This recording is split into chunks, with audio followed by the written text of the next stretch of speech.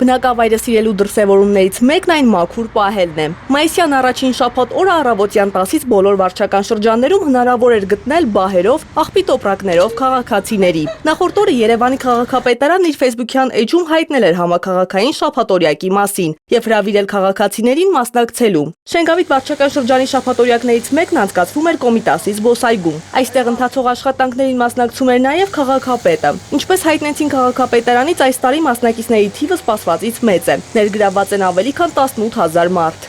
Լավ օրից չի շաբաթօրյակ անելը։ Բարձ խոսենք։ Եթե մեր հասարակությունը մարդիկ բարեխիղճ վարվեն,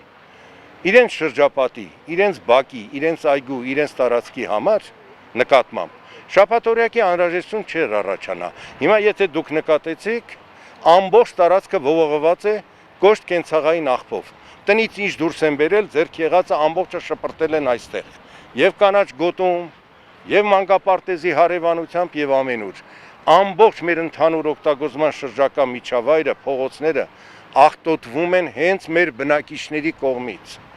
Ուրեմն լավագույն ելքը հանրային այնպիսի գիտակցության հասնենք, Երևանը սիրելով Երևանը չաղտոտենք։ Շաբաթօրյակի համար ընտրվել են 150 հասցե տեղանք։ Կամո Արեյանը հայտնեց, որ հավաքված ամբողջ աղբը օրվա վերջում կտեղափոխվի քաղաքային աղբավայր։ Կոմիտասի պուրակում մաքրություն իրականացնում են ինչպես տեղի բնակիչները, այնպես էլ այլ վարչական շրջանների բնակիչներ։ 72-ամյա Թաթուլ Պապը ծնված օրվանից բնակվում է այգուն հարակից բակում եւ պատմում է, որ բակի բնակիչներով ահել-ջահել իրենց պարտքն են համարում պարբերաբար իրականացնել մաքրություն։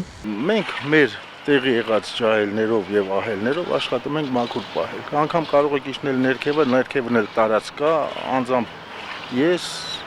էլի 3 հոգով այդ ամբողջ երևի 150-200 քառակուսի մետր աշխատում ենք մաքուր պահել ու կանաչ գոտ ենք սարքել այնտեղ։ 6-ամյա Մարթան էլ մայրիկի հետ էր եկել ու ակտիվ մասնակցում էր շաբաթօրյակին։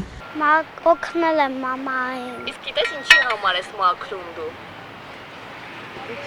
Որ կախտոտ չլինի։ Այն, որ շաբաթօրյակը մեկ օրվա գործ չէ, հասկանում են բոլորը։ Մասնակիցների համոզմամբ կարևոր այստեղ մեկ այլ նպատակ է՝ օրինակ ծառայել մյուս քաղաքացիներին, ինչն ի դեպ ստացվում էր, քանի որ շատերը շաբաթօրյակին միանում էին ընթացքում։ Եթե հիմա ես եմ հայատում լապատկեն կամ փոցկով եկալ եմ մի բան մաքրեմ, մեկը պիտի գիտակցի չէ որ այս մարդն անում է, ես էլ եմ իրան օգնեմ։ Այն մեկը տենց կամած հավաքվեն կլինի։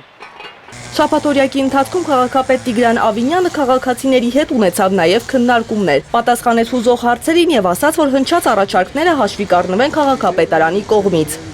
Թիփսիմե Ավագյան, Լևոն Խաչատրյան, Հորիզոն։